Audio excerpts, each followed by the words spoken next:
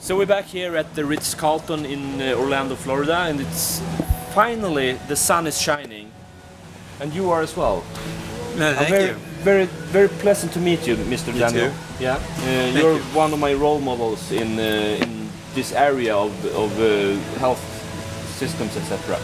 Can you please introduce yourself to the audience? Hi, audience. I am Daniel Murphy, Dan Murphy. I'm a chiropractor, and I am a teacher. I practice chiropractic and I teach. I teach all over the world, and it just happened to be in Orlando today, this weekend, so that's why I'm on this little presentation here. And I have a college class that I've done for 38 years, and like I say, the clinical thing and teaching all over the country. And I'm pretty good academic. I mean, I'm well credentialed. I'm well versed in the science of health, and that's what we do for a living. I've been listening to you for 3 years, I think now. Okay. Different classes, and I'm fascinated every time. It's like I'm picking up new things, learning every time. So there's a big depth in your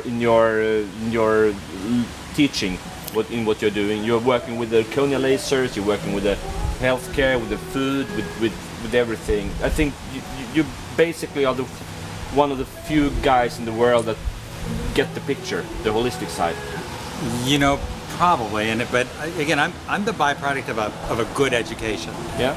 My goals, which I'm really good at, is to read a book a week, and I've done that for essentially 42 years. Yeah. So if you look at our office, it's from floor to ceiling books. It's all things that I've cruised through in my career. Every book is a learning experience, and I just keep building on what I've learned. Yeah. And that's why even in class this weekend, you notice that I brought 5 books with me, and I would just ask the audience, how many you've read? Yeah. And basically, it was no one in the room.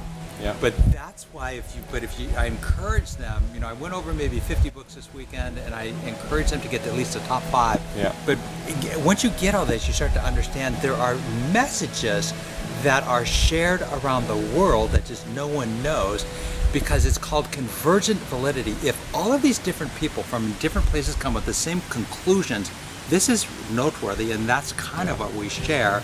And so we're trying to take some of these health concepts and making them mainstream by showing you all of the different major players, where they're from, what they're noted for, and what their conclusions are in their searches for the truth on how to be healthy. Our personal goals is we want to go to 100, and we want to be kicking good, healthy at 100, both mentally and physically. And so that's the goal. What are the lifestyles? So in our age group, the things that interest us is really 3 things. It's longevity, it is health, and it is fitness. So that's what we concentrate on. That's what we do. And like we said, this weekend was an Erconia sponsored class. Yeah. That's part of it because of the way to not only heal things, but the ways to improve brain physiology.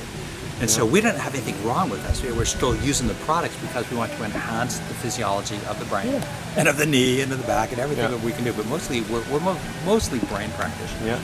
So you see, do you actually use the Erconia lasers on your brain?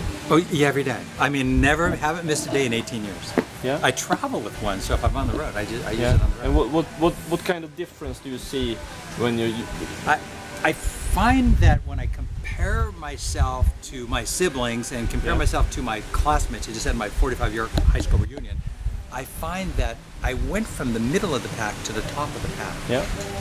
I'm smarter, I'm fitter, I have a better memory, I can integrate better, I can understand better.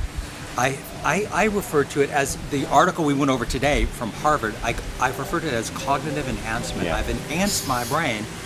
The thing I find is most interesting, though, is one of the spots that I laze is my occipital visual cortex, which is your visual brain. Yeah. At 64, have had no age-related reduction in visual acuity. Fantastic. Now, that's not all that unusual. I mean, you get people around that do that, but when you compare yourself to your siblings, and my wife's the same way, they have been glassed up for decades, like 3 decades, and I still see perfectly fine. But I'm doing it. I mean, it's part of it's because I'm doing that part of my brain. I do other things too, but I do that part of my brain, and I think it makes a huge difference. But vision is a brain thing, and I think my brain is doing really well, considering that, you know, when you logistically, as I tell people in my class today, at age 65, I'm in the last 35% of my life. I just want that 35% to be incredibly productive in every way, mentally and physically. Yeah. I want to be a healthy person. And I think you're doing great. Thank you. Yeah. Thanks a lot, Daniel. Welcome. Bye, guys, and bye, audience.